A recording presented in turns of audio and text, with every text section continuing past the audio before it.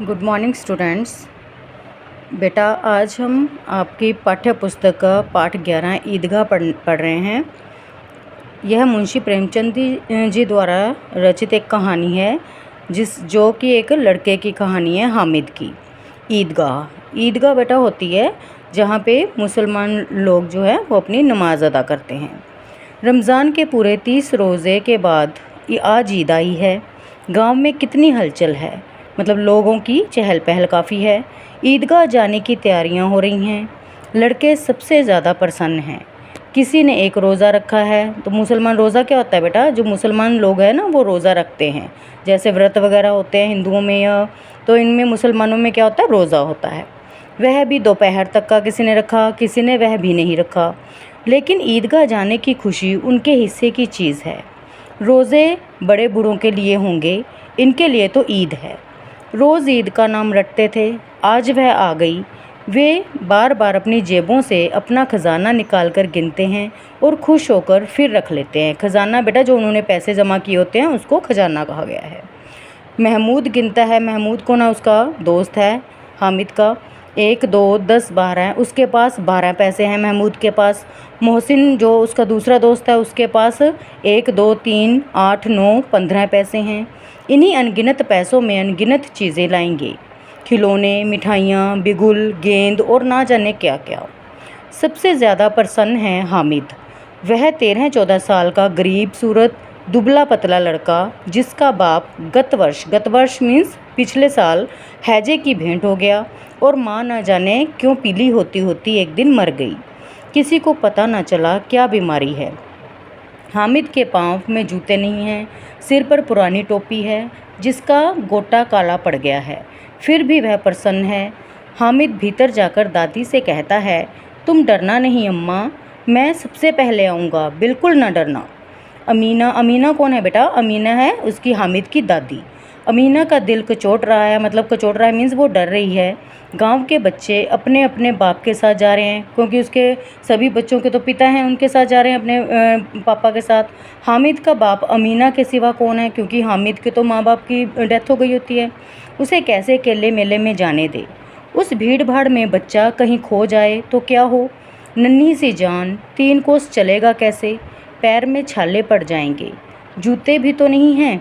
कुल 2 अन्य पैसे हैं उसके पास। कितने? जैसे उसके दोस्त के पास, किसी के पास 10 पैसे हैं, किसी के पास 13 पैसे हैं, 15 पैसे हैं, तो इसके पास बेचारे के पास कितने हैं? 2 अन्य हैं। 3 पैसे हामिद की जेब में और 5 अमीना के बटुए में। यही तो बिसात है। और ईद का त्यौहार बिसात होता है, मतलब पूंजी उसकी, जो उसके पास जमा पूंजी है इतनी है इसके पास। गांव से मेला चला और बच्चों के साथ हामिद भी जा रहा था। कभी सबके सब दौड़कर आगे निकल जाते, फिर किसी पेड़ के नीचे खड़े होकर साथ वालों का इंतज़ार करते। ये लोग क्यों इतना धीरे चल रहे हैं? हामिद के पैरों में तो जैसे पर लगे हैं। जो बच्चे होते हैं वो तो जल्दी जल्दी निकल जाते, चले जाते हैं आगे, और जो बूढ़े होते हैं वो धीरे धीरे चलते हैं। तो इनको लगता था कि वो धीरे धीरे क्यों आ रहे हैं। वह कभी थक सकता है? शहर का दामन आ गया तो धीरे धीरे पहुँचते पहुँचते सभी कहाँ पहुँच गए? शहर में पहुँच गए।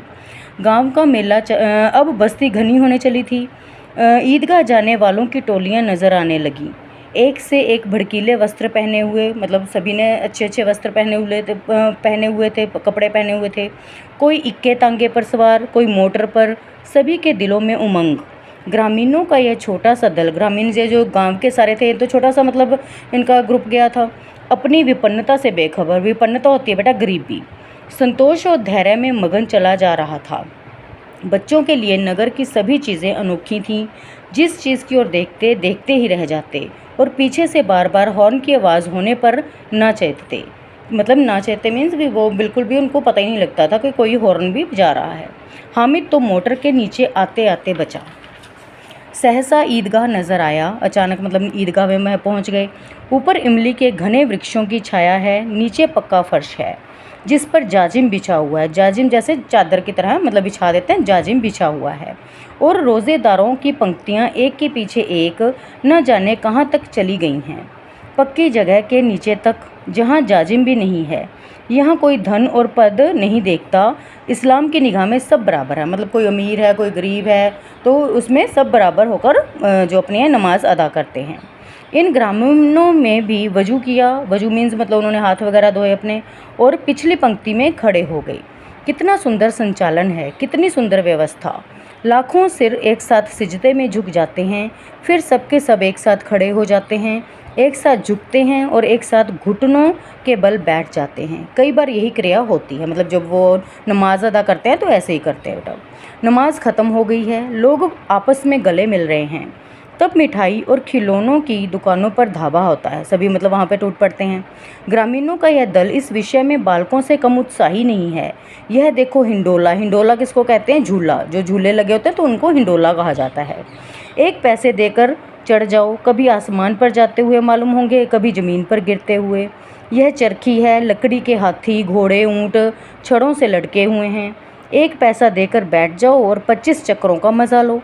महमूद, मोहसिन, नूरे और शम्मी, ये सभी इसके जो दोस्त थे हामिद के, ये सभी इन घोड़ों और ऊँटों पर बैठते हैं। हामिद दूर खड़ा है क्योंकि उसके पास तो 3 पैसे थे, ठीक है। अपने कोष का तिहाई हिस्सा जरा सा चक्कर खाने के लिए नहीं दे सकता था। जो उसके पास मतलब पैसे थे जमा, तो वो कह रहा कि वो सोचता है कि मैं अपने पैसे क्यों ऐसे वेस्ट करूं। सब चरखियों से उतरते हैं, अब खिलौने लेंगे। इधर दुकानों की कतार लगी हुई है, तरह तरह के खिलौने हैं। सिपाही और गुजरिया, राजा और वकील, भिश्ती, धोबिन और साधु, वाह कितने सुंदर खिलौने हैं। अब बोलना चाहते हैं। महमूद सिपाही लेता है, खाकी वर्दी और लाल पगड़ी वाला, कंधे पर बंदूक रखे हुए मालूम होता है अभी कवायद किए चला आ रहा है।